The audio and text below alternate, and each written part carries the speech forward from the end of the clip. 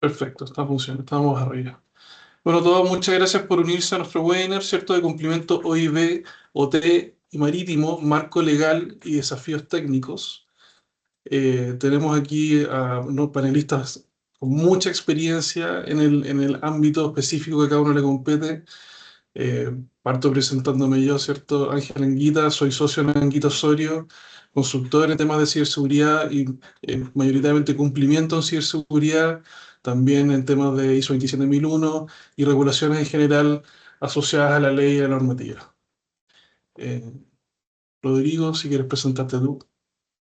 Hola, muy buenos días a todas y a todos. Mi nombre es Rodrigo Testón, soy asesor marítimo en el ámbito de todo lo que es compliance en la gestión del riesgo cibernético marítimo. También soy consultor de normas ISO, también he implementado sistemas de gestión relacionados con la materia y por otro lado también asesoro a organizaciones marítimas para todo lo que es el desarrollo del cumplimiento de requisitos de la circular marítima Directemar sobre la ciberseguridad marítima, que es la O75006, y también con respecto a las directrices que emanan desde la Organización Marítima Internacional. Tengo con ustedes ahora a Marcelo Pérez. Hola, gracias Ángel, gracias Rodrigo. Hoy me siento como en el Real Madrid. Espero que no me agarren a piñazo como Tchouaméni y Valverde. Puros crack acá en la conversión. Agradezco a los colegas que se han conectado también y a la gente de empresas JIB o de puertos, servicios eléctricos, agua que estamos viendo. Bueno, mi nombre es Marcelo Pérez, soy fundador y gerente de operaciones y servicios de seguridad en CMC 360. Estoy en consultoría también en algunas otras empresas como FIH y varias en el mercado. Con Rodrigo tuvimos la oportunidad de conocernos en el Foro Nacional de Ciberseguridad, donde trabajamos en la parte efectivamente de Operation Technology. Y con Ángel nos hicimos bien cercanos en este mismo curso, justamente porque podemos conversar de la parte legal. En la primera diapo que ustedes ven, que estamos presentando es un poco cómo está el marco regulatorio hoy en día en Chile. Yo voy a ponerme un poquito más la camiseta técnica en esta oportunidad. Y lógicamente sabemos que la ley marco de ciberseguridad está en plenitud vigente, pero mucho se habla del área TI. De hecho, ayer un colega estábamos conversando en off, el Emilio González, que fue funcionario de la FACH, sacó un súper buen, digamos, parámetro de comunicación o de trabajo para la parte TI. Está súper bien orientado. Generalmente lo están orientando en SysControl, en la 27K. Está perfecto, pero nos hemos dado cuenta en este tiempo que no ven nada hacia el área operacional. Entonces ahí también hay algo que hay que conversar, porque está muy pensado en el área de TI, pero también hay parte del área de OT, que lógicamente la política nacional es algo que va cambiando, no es dura, ni es que queda lo que ya se formó. De hecho, en enero salieron 4 artículos que mencionan ciertas cosas y ciertos puntos que vamos a ir conversando. Esto se liga justamente con el tema del coordinador eléctrico nacional y las subestaciones eléctricas, los coordinados y todo lo que conocemos. Y también lo mismo, con los coordinados no se lee mucho la letra chica que ha habido, porque la letra chica de cartas que ha enviado el coordinador es donde dice que tienen que cumplir Mitre, que tienen que cumplir IEC 62443, que tienen que cumplir los pliegos CERDIC, hablar en algún momento de eso, que son como desconocidos para muchos y algo que tienen que cumplir. Y de lo que más se habla, que yo lo puse ahí abajito destacado, que recién parte en octubre es de la ley 21.719. No digo que no sea importante, es súper importante la protección de datos, pero no está vigente. Y la 21.663 sí está vigente, lo del coordinador sí está vigente. Y le voy a ceder la palabra cortito a Rodrigo para que nos cuente también un poquito, un preámbulo, también de lo marítimo, desde cuándo está vigente Rodrigo y también que es desconocido. Efectivamente, Marcelo, bueno, en este aspecto es relevante destacar, como bien dijo Marcelo, con respecto a todo lo que es la infraestructura. Hoy día las infraestructuras críticas son fundamentales para el desarrollo económico.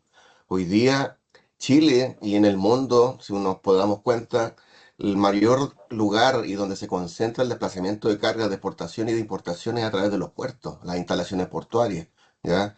Y todo se concentra bajo este prisma de cómo se amalgama de norte a sur y de cordillera a mar, ¿cierto? Todo este proceso para poder generar que una plataforma multimodal de transferencia de carga pueda efectivamente generar esta interfaz con una nave, con un buque, ¿cierto?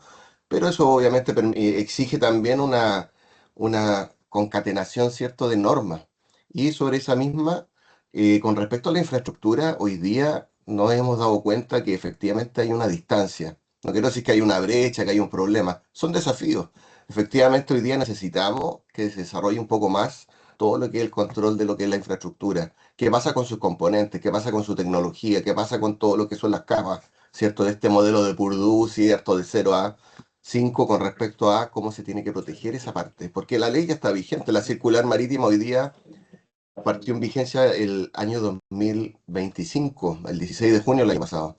Y con respecto a lo que también decía Marcelo, la ley 21.663 ya estableció esta nueva institucionalidad. ¿Qué pasa con la Agencia Nacional de Ciberseguridad? ¿Cómo nos vamos a coordinar, cierto? Y si nos damos cuenta, hay una transversalidad acá que trasciende tipos de industria. Hoy día tenemos que darnos cuenta de eso. Así que yo creo que este es un tema muy relevante y gracias por esta oportunidad de poder compartirlo con todos ustedes. Gracias, Rodrigo. Avancemos nomás, Ángel, a la siguiente diapo. Bueno, un poquito lo que quisimos que es poner un ejemplo claro de algo que pasó. O sea, todos conocimos el evento masivo que pasó el 25 de febrero y quiero hablar un poquito de esto porque se sabe lo que se estimó en pérdidas y vamos a poner un poquito más adelante lo que dijo la prensa con información real de esto. Y vamos a descubrir por qué igual es una vulnerabilidad de ciberseguridad, aunque se dice que no es un ataque, efectivamente no es un ataque, pero hubo una vulnerabilidad de la parte de seguridad, ciberseguridad, al no haber una mantención correcta o al no haber un seguimiento correcto de qué podía pasar cuando pasan ciertas cosas. Primero le quiero dejar la palabra a Ángel para que nos cuente un poquito desde la perspectiva legal de cómo se está el espectro de esto, porque la NERD es algo que todos los coordinados tienen que cumplir y muchas OIB no solamente tienen que cumplir la 21.063, sino que también tienen que cumplir con esto del coordinador. Te cedo la palabra, Ángel. Gracias, Marcelo. Sí, no, a ver. Esto ocurrió justo antes de que entrara en vigencia la ley de ciberseguridad marco. Entonces aplicó más que nada temas relacionados a regulación eléctrica y ahí es como finalmente se generan las multas. Pero es muy interesante, ¿y por qué lo ponemos como ejemplo? Es muy interesante porque en caso de que hubiera estado activa la ANSI, la ANSI también podría haber eh, tenido una palabra aquí, porque sin duda muchos de los afectados, y vamos a ver más detalle adelante, serían OIB y son OIB hoy día. Lo que significa que tendrían una obligación de mantener un Business Continuity Plan, de hacer pruebas anuales de estructura justamente para poder prevenir este tipo de problemas. Entonces podría suceder un caso, que nosotros lo vemos muy probable, donde un evento genere múltiples riesgos regulatorios y múltiples riesgos a los ojos de la ley, finalmente. Si en Chile no se puede multar en teoría 2 veces por el mismo problema o la misma falta, pero eso no detiene a las instituciones de hacerlo, digamos. Ningún plan si podría multar y luego podría multar la SEC y luego lo que le quedaría a la empresa es pelear eso administrativamente, pero digamos que el mal rato se lo lleva igual. Perfecto, Ángel, muchas gracias. Avancemos al siguiente diapo. Bueno, un poquito acá lo que les comentaba, lo que dice un poquito la prensa. A mí me gusta colocar cosas de la prensa y lo que dice el contexto porque no es que lo digamos nosotros. O sea, antes hablamos de la ley, lo que dice la ley. Acá es lo que dice la prensa en base a temas que realmente pasaron. Y efectivamente, ISA, pucha, hubieron sanciones. O sea, cuando hablamos de sanciones ya hay plata de por medio y hay plata, 14 millones de dólares, imagínense, por un apagón, porque algo no continuó su proceso. Y aquí quiero poner un diferencial bien grande. Más que la plata que pagaron acá, también está la reputación. Y la reputación y la plata o el dinero que pagaron acá, también hay un efecto de continuidad operativa. A diferencia, yo siempre hago un ejemplo bien claro, a diferencia del área de TI, donde en el área de TI, si nosotros hacemos un DRP correcto y tengo un DRP impecable, lo más probable es que un 95% pueda recuperar todo mi tema, aunque haya sufrido un malware, un ransomware, lo que haga, con un DRP funcionando correctamente, yo puedo seguir mi operación en corto plazo. En el área de operación tecnológica, Operation Technology, OT, que es lo que estamos hablando ahora, no es así, porque es un proceso y es un proceso industrial, donde generalmente hay maquinaria. No, aquí no estamos hablando solamente de computadores, no estamos hablando solamente de los cables de red, del Wi-Fi, de la fibra, sino que también estamos hablando de operación de continuidad operativa. Entonces, está la multa dura que sale acá, pero también está la reputación y también está, lógicamente, cómo continúo mi operación cuando sufrí un ataque de esta magnitud. Sigamos al siguiente enlace. Bueno, BioBio cursó las mega multas y acá están los nombres de todos los que salieron un poquito, lamentablemente, trastocados con este tema. Y un poquito lo que decía Ángel, o sea, es una cadena, porque acá también poco se habla de la cadena de suministro, y le quiero ceder un poquito la palabra a Rodrigo, porque muy poco se habla de la cadena de suministro. Y esto es clave desde la parte logística y desde el punto de la ley, cómo estamos trabajando, porque no solamente es importante la empresa como tal, sino que todas las empresas que están relacionadas en ese círculo. Entonces, primero que Rodrigo nos cuente un poco de eso y después que, lógicamente, Ángel nos asesore un poquito con la parte legal al respecto. Gracias, Marcelo. Con respecto al tema logístico, es importante destacar de que hay una transversalidad. Hoy día, en el ámbito marítimo, por lo menos, se habla sobre la ventanilla única marítima, que es un procedimiento digitalizado. Mucho se habla de los Port Community System, entre otras cosas, que en esta, obviamente, Revolución 4.0 se está buscando, ¿cierto?, generar esta sinergia entre la área pública y privada. Lamentablemente, todavía existen brechas que hoy día impactan, ¿cierto? Por un lado, en la operatividad de estas operaciones portuarias, ¿cierto? Que exigen cumplir timing, cumplir tiempos, cumplir contratos, negocios, cómo llegan las cargas al puerto, cuántos camiones vamos a recibir, cuántas nombradas de trabajadores portuarios se van a necesitar, cuántos turnos se tienen que materializar. Entonces, esas cosas obviamente hoy día se generan, ¿cierto? Estas brechas con respecto a impacto. Y el 25F no fue una excepción. Nosotros estamos atendiendo a varias instalaciones portuarias y estamos estableciendo lo que es la gestión del riesgo cibernético marítimo. Y una de las brechas más importantes es el tema eléctrico. Somos un país electrodependiente, somos un planeta electrodependiente, ¿cierto? Y hoy día no podemos estar pensando solamente en paneles fotovoltaicos, en generadores. Está todo asociado, ¿cierto?, a combustibles, combustibles fósiles, entre otras cosas. Entonces ahí es donde se genera esta, por un lado, buscar esta eficiencia, esta sostenibilidad, ¿cierto? Esta continuidad y esta resiliencia. Pero al final del día nos damos cuenta que los impactos que se generan, como pasó tal vez, lo vamos a mencionar posteriormente, pero también hay ejemplos tangibles de cómo esto obviamente genera impactos, dónde están insertas estas instalaciones, los que están relacionados con el entorno, con sus stakeholders, ¿cierto? ¿Qué pasa con la autoridad fiscalizadora? Y ahí también tenemos desafíos. Esto es como la ley Uber. Por un lado hay un desarrollo tecnológico que está muy avanzado, pero por otro lado se está quedando sacado todo lo que es la gobernanza de este tema. Y ese es el problema. Yo creo que más que un problema, un desafío que tenemos que ya, más que sensibilizar, tenemos que ir ya llegando a algo tangible. Y ese es el tema, yo creo que ese es el principal desafío. Por un lado, los recursos, pero también la otra parte, la otra lista de esta pata de esta mesa es qué pasa con el tema cultural, qué pasa con la bajada, ¿cierto?, a la organización, qué pasa con nuestros colaboradores, pero también con nuestros socios, con nuestros aliados estratégicos. Ahí es donde hay que trabajar.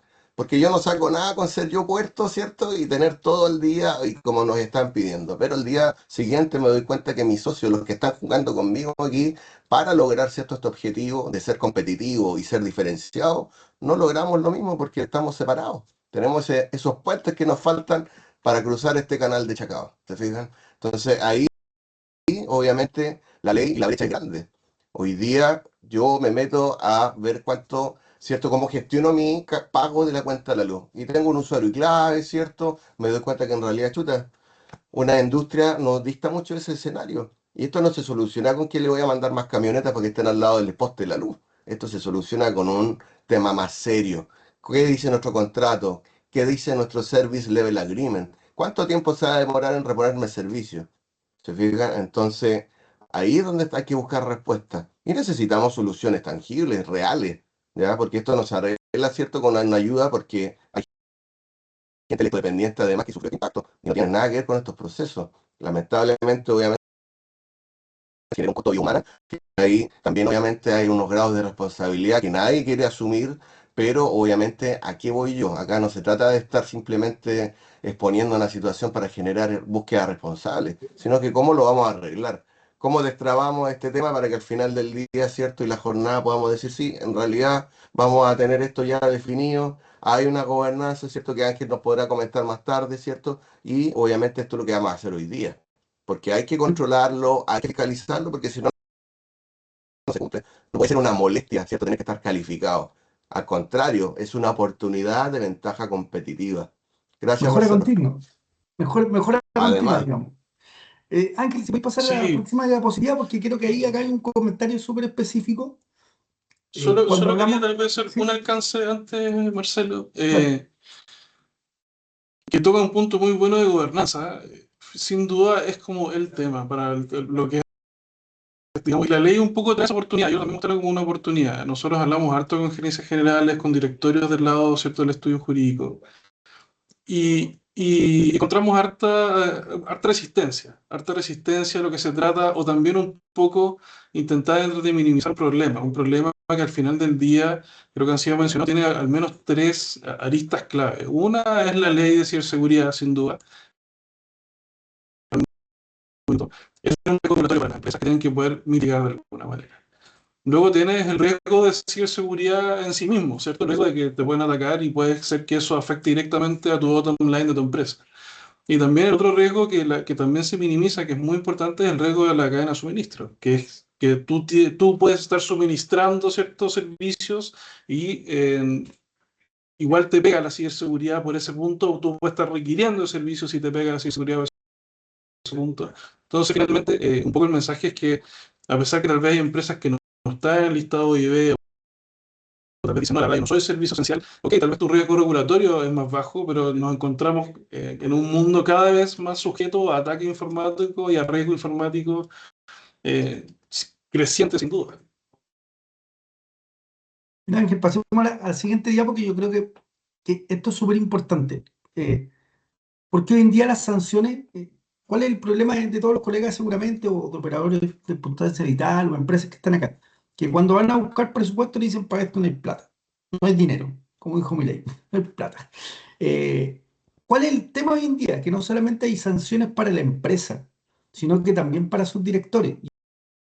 Y en esto quiero cederle la palabra, porque por ejemplo acá incluso se multó a los directores del Coordinador Eléctrico Nacional con parte de su patrimonio, con 20 millones de pesos cada uno. Entonces, me imagino que los que están acá, que representan a distintas empresas, que son SE o IB, a sus directores, a su representante legal, no les va a hacer mucha gracia este tema. Te cedo la palabra, Ángel, para entrar justamente en ese Sí, no, punto. aquí hay sin duda hay dos líneas muy rápidas. Una, obviamente, el riesgo económico que representan las multas a la empresa misma, digamos, a un directorio que de repente se encuentra pagando millones de dólares, te va a tener que hacer una gran explicación a los accionistas de la empresa de cómo le pasó esto, digamos. Además pasa que tú dices como, no pasa mucho que los directorios dicen, no, esto es una inversión muy grande, no tenemos el momento para hacerla. Ok, pero una inversión puede ser mucho más pequeña que 12 millones de dólares y a veces no se hace ni siquiera el análisis económico.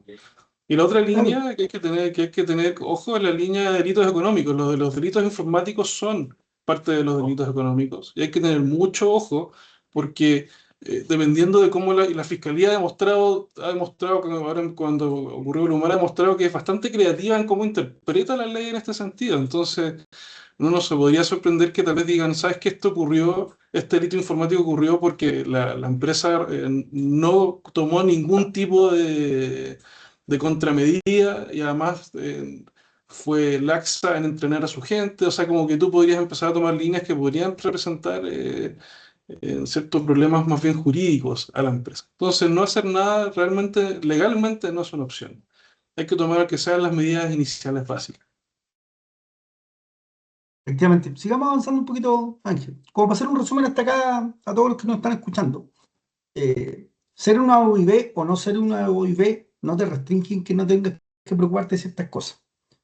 Acá estamos hablando claro, temas legales, hay multas de por medio, dinero que le cobran a la empresa, dinero que le cobran a sus directores, daño de reputación, daño de productividad, pero también recordemos que hoy en día los CISOs, que no pueden ser los mismos delegados de TI, no pueden ser por ley, tienen que también una responsabilidad penal y legal. Entonces, ojo con eso, o sea, no aceptemos que no les den los presupuestos adecuados para ver la solución adecuada porque puede significar cárcel o dinero para tu persona, si eres el responsable de ciberseguridad. Esa es la realidad hoy en día. Y a tu director puede significar quitar parte de su patrimonio y que termine no siendo parte de ese directorio. Ha pasado en compañías, no los vamos a nombrar, pero que han tenido cambios efectivamente eléctricas en sus directorios en los últimos tiempos por las cosas que han pasado. Acá, mira, el ejemplo que muestro acá, este es el informe que está en internet, está en la página del Coordinador Eléctrico Nacional y es el informe técnico que realizó la empresa Quanta Technology, en el cual dice principales observaciones y nivel de criticidad. Yo saqué algunos puntuales, por eso me gusta decir que no es ciberseguridad, pero claro que sí es ciberseguridad. ¿Cómo no te vaya a preocupar que la UPS esté funcionando? ¿Cómo no te vaya a preocupar que los bancos de batería no estén sulfatados? ¿Cómo no te vaya a preocupar que el generador tenga petróleo? Entonces, ahí cada vez vemos una directriz. ¿Es ciberseguridad o no es ciberseguridad? Entonces, primero le quiero hacer la palabra a Rodrigo para cómo se ve esto en el ambiente marítimo. ¿Qué dice la Direcmar? ¿Qué dice la norma local? ¿Y qué dice la norma internacional de esto? ¿Es ciberseguridad? ¿No es ciberseguridad? ¿Es responsabilidad de la gente de ciberseguridad? ¿No es responsabilidad? Y después, en el marco legal, ¿qué nos puede aportar Ángel con esto?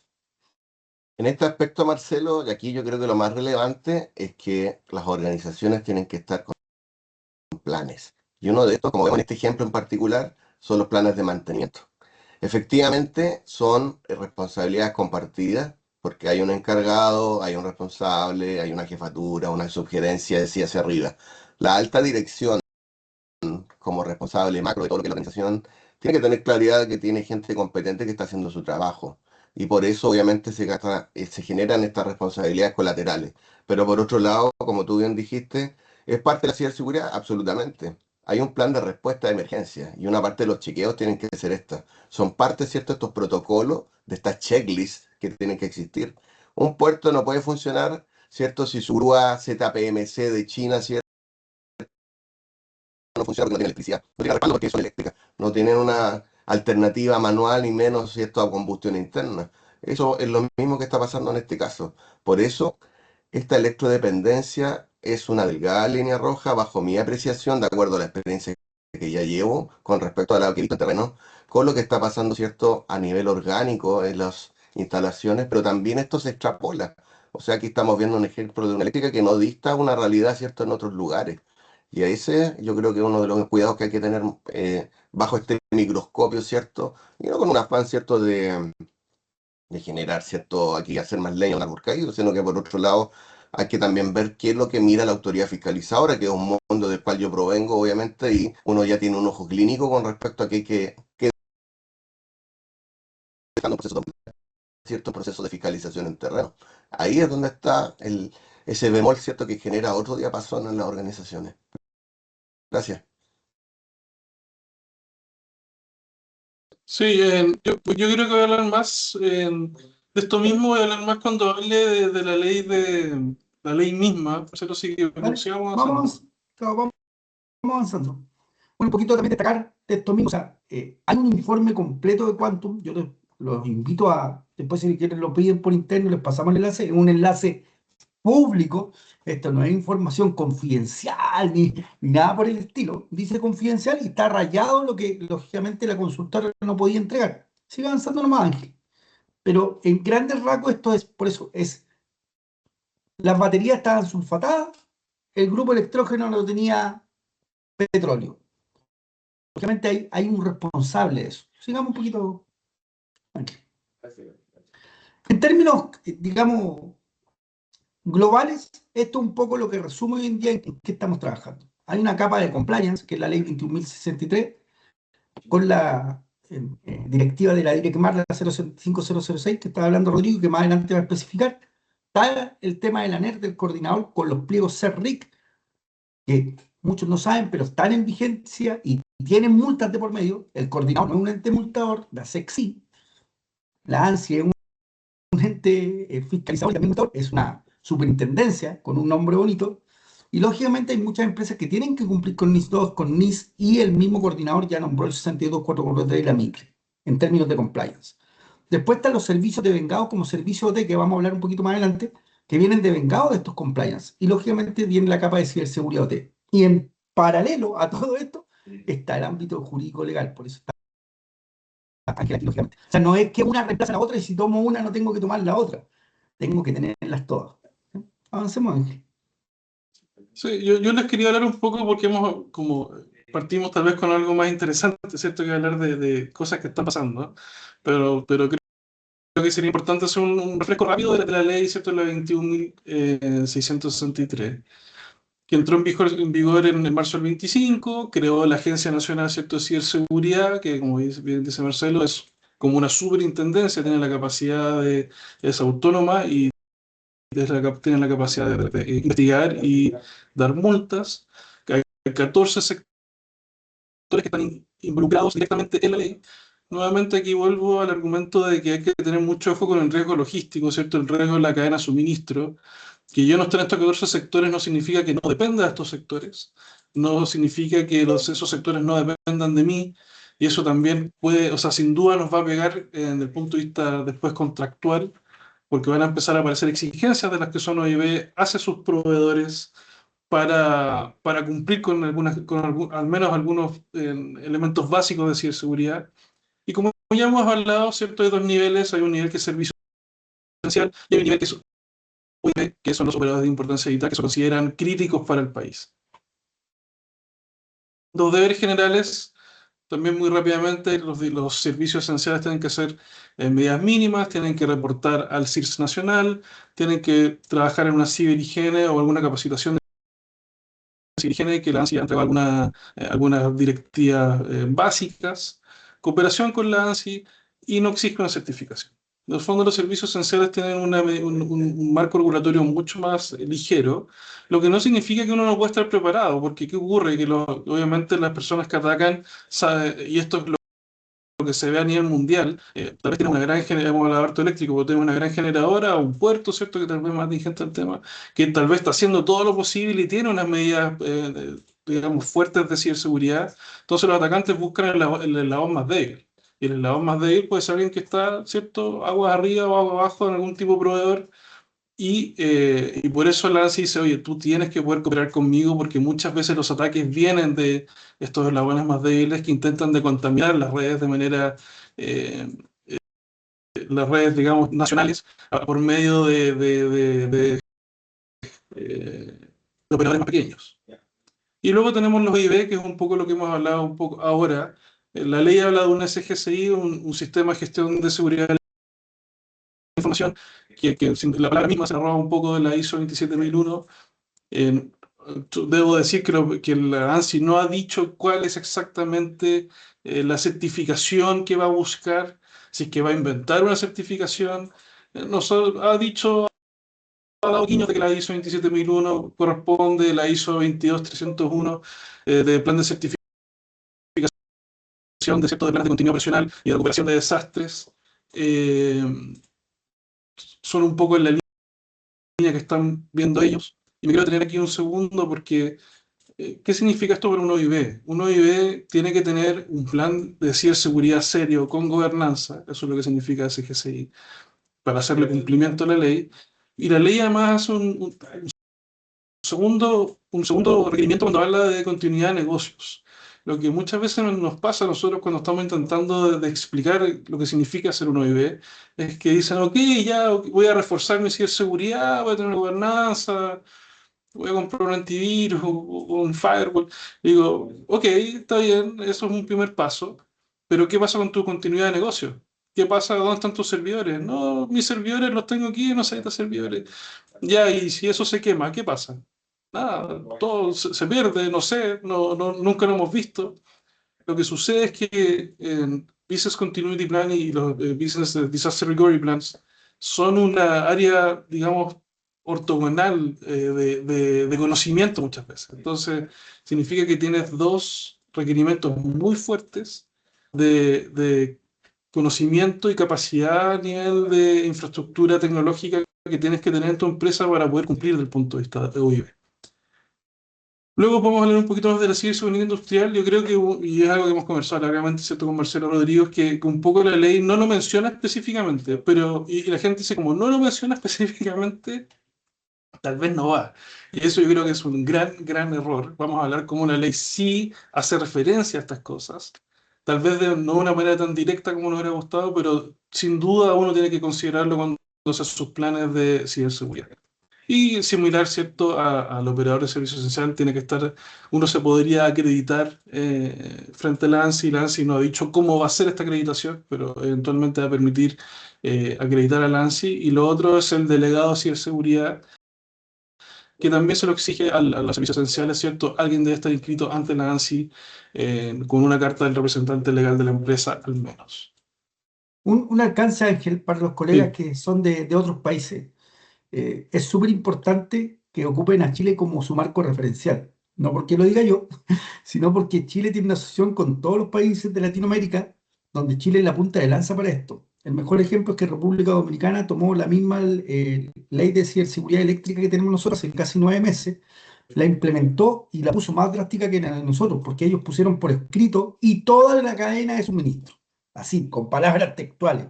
Me tocó leerla, me tocó conversar con gente de allá que se está trabajando. Perú también tiene muy avanzado su tema, Colombia tiene muy avanzado su tema, Ecuador tiene muy avanzado su tema. En el último evento de Patagonia el año pasado estuvieron todos los delegados de ciberseguridad de todos los países de Latinoamérica y Caribe en Chile. En República Dominicana está el Centro de Capacitación Latinoamericano para los temas de ciberseguridad, y Chile es el marco, el que tomó los marcos regulatorios para después darle esta ayuda. De hecho, la AMSI está haciendo, me ha tocado participar, me han invitado, también me invitaron durante este año, en cómo están conversando y están dando estos parámetros para que desde los otros países tomen estos mismos parámetros como base y de ahí hacia adelante para ser más drásticos. Así que ojo con eso. Dale, sí. Ángel. Yo aquí ya hice un resumen bastante de este tema. Se ha hablado harto del OIB, nos queremos concentrar tal vez en algo un poquito más práctico. Entonces yo quería hacer un salto aquí a dónde, porque dice, no, es que la ley no habla de OIB. Entonces aquí yo tengo algunos extractos de la ley donde claramente tú deberías, como sabes que si tú estás haciendo bien la pega, deberías considerar tu lado operacional. Porque el artículo 2 habla de redes y sistemas informáticos, conjuntos de dispositivos, cables, enlaces, routadores y otros equipos de comunicaciones. Y, o sea, volvemos tal vez a nuestro ejemplo eléctrico, todos los equipos de SCADA que fallaron son equipos de comunicaciones. Entonces, ¿por qué no estarían incluidos dentro de tu plan de ciberseguridad? Porque no están en tu data center, digamos. Bueno, la ley no habla de eso tampoco. Entonces, hay que, las leyes tienden a ser muy amplias en sus definiciones. Entonces, hay que saber leerlas y hay que saber leer también cómo el regulador está dando un poco la mano respecto a esta cosa. Lo mismo el artículo 8A, ciertos riesgos que pueden afectar la seguridad de la red, sistema informático, datos, continuidad operacional del servicio. Justamente lo mismo, aquí la continuidad operacional del servicio se ve afectada por un elemento físico. Muchas veces la continuidad operacional del servicio va a tener relaciones con algo físico. Entonces tú tienes que tener activos de inventarios físicos de tu planta, digamos, de la estructura física que tiene tu empresa, si tu empresa tiene un lado operacional, un lado industrial. Artículo 8D, lo mismo, habla de la continuidad operacional, en hacer revisión, ejercicios, simulacros, análisis. Todo esto cae perfectamente dentro de lo que sería análisis de una OBS, el análisis, ¿cierto?, de pruebas de aislamiento de segmentos eléctricos o segmentos de tu red OT. Y además, finalmente, la agencia, o sea, la ley habla de la homologación de certificaciones técnicas internacionales, lo que le abre la puerta a una certificación OT como la IEC 6244T. Y además ya sabemos que la ANSI dice que piensa homologar con la NERC, ¿cierto? La NERC-SIP que tiene ya el sector eléctrico, por ejemplo. Y lo que significa que la ley es muy agnóstica respecto a si está haciendo tal vez una perspectiva IT o una perspectiva OT. Habla de la protección general de las redes y de los sistemas de información. Entonces ahí, Marcelo, te dejo. No sé si va a ser Marcelo o Rodrigo aquí. Sí, acá, como para resumir, o sea, si se dan cuenta, todos los organismos locales, acá en este sentido han hablado mucho del tema TI, lo que mencionaba Ángel, pero está la barrera del tema TI, y esto tiene que ver con el modelo Purdue, que ha sido bien usada la palabra, pero poco puesta en práctica. Y es algo súper simple, o sea, la capa TI siempre ha sido orientada con la ISO 27 y está perfecto, pero la capa OT siempre ha sido con la 62443, que es de la misma asociación de ISA. ISA es el que proporciona los dos frameworks. Y el mismo framework, si tú lees el framework de la 27, dice, oye, para la parte industrial tenéis que aplicar 62443. Lo dice el framework, no lo decimos nosotros. Entonces, es algo que es simplemente leer el framework. cuando dicen, ¿pero qué me dijo que era 62.443? Ah, con framework lo dice, no es que lo digamos nosotros, ni te lo tiene que venir a decir el gobierno, ni nadie más. Es una cosa que si tú estás certificado en 27.001, deberías saber esto. Avancemos al siguiente slide. A mí me gustó Rodrigo sacó una publicación y el otro día lo sacó, así que le voy a hacer la palabra a él para que resuma un poquito, porque las cadenas de suministro hoy día están bien, no se entiende un poco lo que es. Entonces, le cedo la palabra a Rodrigo un poco acá al respecto. Sí, muchas gracias. Yo quiero complementar todo un poquito también porque acá obviamente nos vamos ya a mojar los pies en el agua de mar. ¿Qué es lo que pasa acá? Aquí hemos hablado de muchas leyes, framework, ¿cierto? Que son del Estado, otras son internacionales, otras son, ¿cierto?, de ONG. Pero al final del día, este es el impacto. En esta imagen traté de condensar un poco, ¿cierto? Todo lo que implica esta cadena de suministro. Al final del día, todo confluye en un solo sector, pero obviamente no está ajena a este grado de riesgo, ¿ya? Hace unos años atrás, ya 2023, hubo puertos, ¿cierto? Que en Australia hubo una instalación portuaria, de hecho fueron 4, que estuvieron impactadas por un ransomware, ¿ya? La organización dijo, sí, fuimos atacados, y obviamente eso conlleva también unas consecuencias, un efecto dominó. Esto obviamente impactó en temas terrestres, aéreos, ferroviarios y obviamente en el marítimo. Y ahí es donde se genera esta brecha. Ahí es donde hay que atacar. Y en el fondo, ¿qué es lo que pasa? Los riesgos no se escapan, no se esconden debajo de la alfombra. En el fondo tenemos que actuar sobre ellos. Y eso es por lo que obviamente esta transversalidad, que es una palabra que se ocupa mucho en las reuniones, qué sé yo, y también de las áreas sectoriales son importantes. Ángel habló de lo que es cierto, perdón, la 21.663, la ley marco, pero también con respecto a lo que es la definición de operador de importancia vital hoy día, el área marítima va también a enfrentar un desafío, porque hoy día la Agencia Nacional de Ciberseguridad, como órgano rector, y si podemos pasar a la siguiente, por favor, Ángel, él va a tener que tomar una decisión de cómo hoy día va a integrar a lo que la Organización Marítima Internacional señaló como un framework, una guideline, ¿cierto? Una guía para que Chile, como Estado miembro de la Organización Marítima Internacional, con gente que tiene dedicación exclusiva en Londres, ¿cierto?, para estar en las reuniones de este cuerpo, ¿cierto?, representativo de la ONU, para decir cómo vamos a gestionar este riesgo cibernético marítimo, que es un acrónimo nuevo, nadie lo conoce. Tenemos que aplicar, ¿cierto?, un framework como la ISO 27001, como muy bien decía Marcelo, la ISO 62443. Chuta, pero al final del día, ¿qué tengo que hacer? Entonces, al final, esto buscó de alguna manera orientar los esfuerzos, porque el mercado ofrece un universo atomizado de soluciones, ¿cierto? Puedo elegir el antivirus de mi gusto, de mi precio, pero ¿cómo cumplo yo con eso con la ley? Y ahí viene la lista, ¿cierto?, legal y obviamente la tecnológica. Pero al final del día, ¿cómo vamos a integrar esto? Porque yo puedo ser encargado de TI, de que voy a comprar voy a poner aquí, voy a hacer coloquial un poco. Puedo matar una mosca con un cañón, pero al final del día, chuda, era lo que realmente necesitaba, es lo que me está pidiendo, ¿cierto?, este nuevo tipo de gobernanza, la institucionalidad, cómo está haciendo, cómo está orientando estos esfuerzos. Entonces, por eso la Organización Marítima Internacional para Instalaciones Portuarias habla de esta circular, habla, ¿cierto?, de todo este framework que ahora se tiene que alinear, porque hoy día Chile, de ser un referente, ¿cierto? Está enfrentándose a este desafío que esperemos salga luego humo blanco con respecto a estas dos avenidas, una la ANSI y la otra lo que dice Directemar para estos efectos. Porque tenemos, como ya conversábamos, todo este framework, ahora tenemos que ordenarlo para que así obviamente podamos orientar estos esfuerzos. Y lo importante acá es que esto no es algo que tiene que ser con una certificación nueva. El ámbito marítimo, a través del código ISPS, y pasemos a la siguiente nomás, por favor, Ángel, tiene una institucionalidad.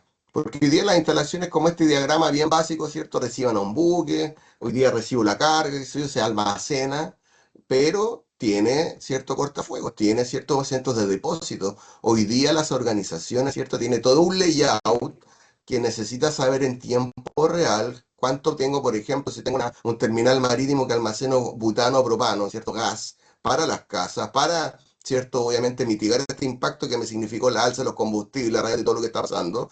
Tengo que saber en tiempo real cuánto tengo en el estanque, porque muchas organizaciones están transando en la bolsa. No me Hay, pueden estar hay, mandando pa- la hay, información por WhatsApp, ¿te hay fijas? palabras claves que le gusta a la gente. Hay escada, hay HDI, Claro. hay Y lo otro también válvula, que hay muchos me han pipeline. dicho, exactamente. Me han dicho, ¿sabe qué? Pero ¿por qué me tengo que preocupar si yo soy, no estoy conectado a la red? Ya, pero ¿cómo está su manejo de proveedores? ¿Cómo está, cierto, los controles de la ISO 26001? Si ni siquiera tiene esa gobernanza instaurada. Estamos haciendo un proceso pionero, de hecho, en el área marítima. ¿Se fija? Primera vez que se hace esta cuestión. Entonces, obviamente, este desafío implica que las organizaciones que ven gestión de riesgo, ¿cierto? La ISO 31000, estén también alineándose, ¿cierto? Sus KPI con los que está pidiendo, ¿cierto? El ámbito marítimo. Entonces ahí obviamente hay que hacer esta bajada, hay que, ¿cierto? Alinear a la alta dirección porque la norma ISO es clara. La 27001 habla de un contexto. ¿Quién soy? ¿Qué es lo que quiero? ¿Y hacia dónde voy? Conociéndome, puedo hacer un FODA, puedo hacer un PESTEL y ahí vamos avanzando. Después tengo que integrar esto a la organización, cómo lo integro a la operación, qué es lo que necesito, cuántos recursos son necesarios, cuál es mi brecha. La gente sabe de esto y eso escapa, como hemos conversado este tiempo, que ya se acaba, es que obviamente trasciende, ¿cierto? Es que tengo que no, tengo o que no tengo que poner un pendrive, ¿cierto? En el computador. Tengo que saber quiénes son mis stakeholders, tengo que conocerlos, cómo trabajan ellos, quiénes son sus colaboradores, porque si me va a intervenir en esta isla que estaba hablando recién y me hace un Kandahar, como en la película, ¿cierto? Y me destruye toda la planta, sería todo. De Entonces, hecho, de hecho, dale Rodrigo, para nomás. complementarte, hay algo súper importante acá. Si ustedes ven esta imagen, este es un proceso modelado. Se habla mucho del efecto boutique. Todos los procesos industriales son todos boutique. No existe un proceso industrial igual que otro. No existe. Puede ser parecido, un 80-20, pero cada uno tiene sus diferentes aristas. Su propio software legado generalmente, su propio PyTorch, su propia Beba, su propio FactoryTool, sus propios vendors, Siemens, Rockwell, General Electric, Schneider. Cada uno tiene su ecosistema. Entonces, por eso es diferente al área de DTI. Vuelvo a repetir, sin desmerecer, que hago un DRP, respaldé toda mi información, estoy bacán, la recupero en cualquier data center, la recupero en cualquier cloud y salí jugando. Acá no, acá puede haber hasta un evento catastrófico, una explosión del gasoducto, una explosión de los temas de ácido, un daño del pipeline que ocasiona algo, y eso es parte de lo que está monitoreando el área, supuestamente, de ciberseguridad, de servicio OT, y parte de lo que el compliance tiene que tenerlo claro, porque es parte, volvemos más atrás, del marco regulatorio, lo que dice la norma. Por eso hay que leerse la ISO 27000 para el área de TI y hay que leerse la 62443 para temas industriales. Porque si no, después los colegas como Ángel, ¿cómo el abogado te va a defender si tú no le entregas la herramienta suficiente? Si no es mago tampoco. ¿O no, Ángel? O sea, yo vuelvo a los colegas, Yo trabajo en un estudio, no soy abogado, solo importante hacer la diferencia. Pero sí, o sea, lo que vemos siempre es esto. O sea, si tú no estás disponible a hacer la gobernanza o dices como, no, bueno, compré unos firewalls y estamos. Es en verdad imposible generar lo que se llama finalmente una situación defensiva, una defensa en el caso que tengas que defenderte ante la institucionalidad chilena, digamos, ya sea ANSI, ya sea SEC, ya sea ya sea incluso la fiscalía, o sea, hay múltiples elementos y ni siquiera hemos hablado de protección de datos que tiene también su propia agencia, o sea, tú puedes tener 4 o 5 instituciones gubernamentales para un mismo evento, yendo a tocar la puerta y decir qué pasó aquí. Y si tú no estás preparado, te puede costar la empresa. Eso y un poco la amenaza que hace el Estado y la amenaza que hacen todas estas leyes finalmente. Es decir, mira, nosotros nos vamos a seguir aceptando que este tipo de materias no se maneja de manera responsable. Y vamos un poco como el Estado no es capaz de ser suficientemente grande para poder proteger a todo el mundo de estos riesgos, dicen, ok, los privados tienen que tomar el control de la situación y nosotros vamos a fiscalizar que los privados lo hagan. Y para eso tú tienes que tener, como bien han dicho aquí, sistemas de compliance competentes, completos, que consideren los riesgos. No vas a hacer todo para todo, pero tienes que tener algo. Pero Pasemos a la siguiente, porfa. mira el ejemplo que te voy a poner bien, bien rápido, Rorro. Todos pagamos nuestro permiso de circulación y nuestro seguro y todo el tema. A cada rato no te detiene un carabinero para sacarte un parte. Pero tú sabes que lo tienes que tener, porque si no te pueden partear y te pueden quitar el auto. Esto es exactamente lo mismo. Exactamente lo mismo, no hay una diferencia. Entonces, ¿por qué si tú te preocupa que no te lleven preso y que no te quiten el auto, ¿cómo no te va a preocupar que también por esto no te lleven posiblemente preso, que te quiten parte de tu patrimonio a tu director, o sea, al jefe, probablemente el jefe del jefe de tu jefe, le van a quitar plata de su bolsillo, ni siquiera de la empresa, porque es el responsable, porque eso es lo que dice. Entonces, es un ejemplo súper claro como para comparar un poco el tema. Dale nomás, Rorro. Sí, gracias por la complementación. Si al final, aquí esta imagen yo creo que de alguna manera trata de ilustrar todo lo que hemos conversado. El EBITDA de las organizaciones es un concepto, ¿cierto?, que las altas direcciones blindan, ¿cierto?, a toda costa. Lamentablemente hoy día todo lo que hemos conversado va obviamente a generar un impacto en la valorización de los activos.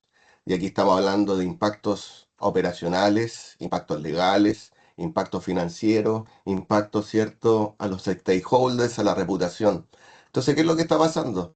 Hoy día, si vemos en el punto uno donde dice la operación, esa es más o menos la cantidad de toneladas que se mueven en nuestro país. ¿Cierto? Y obviamente una disrupción, ¿cierto? Que si dice el punto 2 genera obviamente esta amenaza ya materializada, pongámosle la definición que queramos. Pero al final del día, ¿qué nos significa, cierto? Que no vamos a poder hacer nada. ¿Y cómo vamos a trabajar con eso? ¿Cierto? Y obviamente esos son recursos que no están dentro del presupuesto anual de las organizaciones. Y ese es el punto. Lo que pasó en Australia, por ejemplo, significó 10 días. Y aquí entra la variable del tiempo, entra la variable de los seguros, las ciberpólizas, las demandas y también impacto en la seguridad nacional. Estas son infraestructuras críticas. La Constitución, ¿cierto? En el artículo 21 hizo una nueva especificación. Y cuando hablamos de infraestructuras críticas, obviamente también no podemos dejar de lado que son los operadores de importancia vital. Al final del día va a generar un impacto en la comunidad, en los trabajadores portuarios, en las cadenas logísticas, la comunidad donde se encuentran insertos. Yo estoy acá en la octava región. Acá hemos tenido hartas disrupciones, tanto por temas sociales, se generó una disrupción, ¿cierto?, por un tema económico, como pasó en Huachipato, entre otras cosas. Y ahí tenemos ejemplos que no son directamente relacionados, pero sabemos cómo es el impacto. Y eso es lo que hay que evitar y sobre eso hay que trabajar. Entonces yo les puedo comentar acá lo importante de todo esto es al final cómo está trabajando hoy día la parte público-privada. ¿Ya? Y aquí quiero destacar como solamente nombrarlo, como las mesas de comercio exterior o como también las organizaciones se juntan y tratan de ser colaborativos, porque yo creo que esa es la palabra base y final, ¿ya? Y con esto cierro, ¿cierto? Obviamente, esto no es un gasto, es una inversión. Hay cosas, unos conceptos que se pueden buscar en línea, qué sé yo, es sobre el retorno a la inversión en seguridad, que en el fondo es de la protección, ¿ya? Dejando de lado al ROI y cierto estándar financiero, ¿ya? Eso, muchas gracias. Esto es un poco un resumen de lo que hemos hablado hoy en día. Estamos hablando de compliance, estamos hablando de servicio OT, estamos hablando de ciberseguridad OT. No quiero descartar, vuelvo a repetir el tema TI, pero generalmente en el área industrial, que es donde estamos un poquito más orientados, esto es lo que se necesita. Destaco nuevamente, la 21.719 no está en vigencia todavía. Preocupémonos de lo que está vigente porque no hemos hecho nada con lo vigente. No digo que no hay que preocuparse de eso, también hay que preocuparse. Pero está la ley marco de ciberseguridad, está lo del coordinador con la NERC. Ojo a todos los coordinados, que no vaya a pasar lo que ha pasado los últimos 2 años, que llega octubre y se desesperan y quieren cumplir los pliegos si son bajo, medio, alto. Porque el algoritmo para que ustedes sean bajo, medio, alto, ni ustedes lo conocen, ni nosotros, lo sabe el coordinador nomás. Entonces pueden pasar de 10 preguntas a 190 o a las 300. Entonces, preocupémonos antes de tener la evidencia de una mejora continua, porque este año el coordinador ya le tiene que informar a la AMSI si los coordinados tuvieron mejora o no. Y ahí le quiero ceder la palabra a Ángel en eso, porque yo creo que es súper grave. O sea, si hay coordinados que no tuvieron mejora en su performance de la NET, ¿a qué se pueden arriesgar un poco, Ángel? Además de, lógicamente, los temas técnicos que conocemos. No, y mira, se siguen arriesgando las multas ahora que tiene la ANSI, que son, y todas estas leyes traen multas verdaderamente atrocistas, porque parten de la multa leve, ¿cierto? En el caso de los servicios esenciales son 10.000 UTM. Y la ley dice, ok, la multa leve no está registrada en el portal, o sea, es una cosa súper simple. Y las multas siempre parten de cero a algo, puede ser que la primera vez no te pase nada, la segunda no te pase nada, la tercera vez te multen. Pero ¿qué sucede? Que no hay una multa, digamos, normal. La siguiente multa es la multa grave. Y la multa grave duplica el valor anterior, lo que significa que tú puedes estar finalmente viendo de manera bastante rápida millones de dólares en multa por cosas bastante pequeñas. No hemos visto aún la mano del regulador aquí. El director ha dicho que se quiere dar un poco de tiempo como para empezar a multar a distintas partes, pero es lo que se viene, digamos.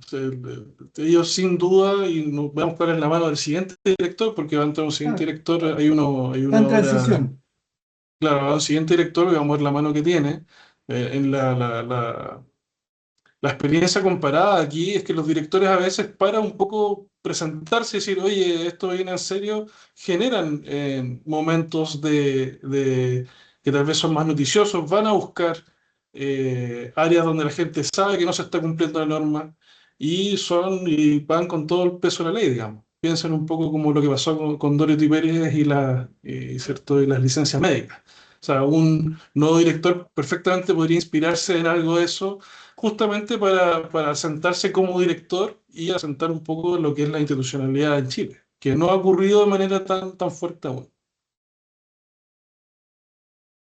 Bueno, y pasamos al último slide nomás, Ángel. Gracias, Ángel.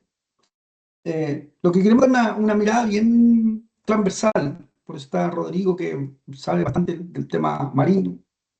Rodrigo fue de la Armada, es persona clave hoy en día.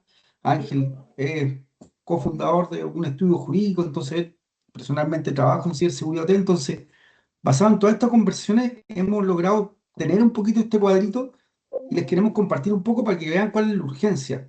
Nosotros podemos responderles preguntas por acá, pero también tenemos el ofrecimiento que les vamos a mandar un correo y podemos darnos media hora con cada uno sin costo, donde conversemos, sepamos su realidad y en base a eso les levantemos algunos warnings que tienen, porque vuelvo a repetir, cada industria es distinta, cada empresa es distinta y es muy boutique. En eso no hay ningún problema, nosotros estamos disponibles, podemos darle los 30 minutos, nos juntamos con ustedes, cuando les mandemos el correo de agradecimiento, ustedes nos dicen, ¿sabes qué me interesa? Y le agendamos y conversamos de eso. Pero para que se hagan una idea, ¿cuál es la urgencia? Compliance. El compliance lo tienen que tener. ¿Cómo nace el compliance? Tienen que sí o sí hacer un assessment. Suena como súper, oye, lógico, tengo que hacer un assessment. Sí, es así de lógico y es así de básico. Tengo que hacer un assessment para saber cuál es mi compliance, con un inventario activo que la ley te lo está pidiendo, con un informe de vulnerabilidades que también te lo están pidiendo. De hecho, el coordinador con la NEP te lo viene pidiendo hace 2 años, este es el tercer año, con un mapa de riesgo para saber cómo vas avanzando, con un roadmap clarísimo hacia dónde vas a ir, y lógicamente el CISO de TI o TO fuera de la operación. Eso ya es algo que tienes que tener. Si tú eres el encargado de TI, de OT, de operaciones y te quieren nombrar CISO, ojo con eso, porque está fuera de lo que está diciendo la ley, entonces puedes caer en un ahí complejo. No quiero caer en tanto detalle tecnicismo, pero Ángel, en una comunicación interna que si tienes alguna duda de eso, en esa reunión privada te lo podemos dar con más detalle. Y lógicamente hay muchos temas como software legado, que todos conocemos que lleva 20 años instalado en las plantas, hardware legado sin soporte, el proceso que no está relevado, cómo el proceso de vulnerabilidades, conexión que sabemos que se hacen por ANIDES, entre otras cosas, por ANIDES, o sea, es normal hasta el día incluso en instalaciones modernas que se hagan conexiones por ANIDES. Eso está fuera de toda norma. Esas son digamos, barreras que hay que empezar y cambios culturales que hay que hacer. Acá hay mucha gestión del cambio, ojo, mucha gestión del cambio. Entonces, a eso lo llamamos que no se compliquen ustedes, inviten a las reuniones, nosotros podemos hablar por ustedes, podemos hablar con sus gerentes, con sus directores, ya lo hemos realizado en reiteradas ocasiones, y cambia un poco el paradigma de lo que hay. No sé, Ángel, palabras de despedida para después Sí, darle a palabras de Rodrigo. cierre, solo que veo tu cuadrito y digo, mira, lo que sucede aquí es que ha habido una ola legal y aprovecho a responder una pregunta que es un poquito más arriba que habla como, oye, ¿cómo me pega si soy OIB? ¿Cuál es la línea? ¿Qué cosa me pega? Digo, mira, la verdad ha habido una ola regulatoria.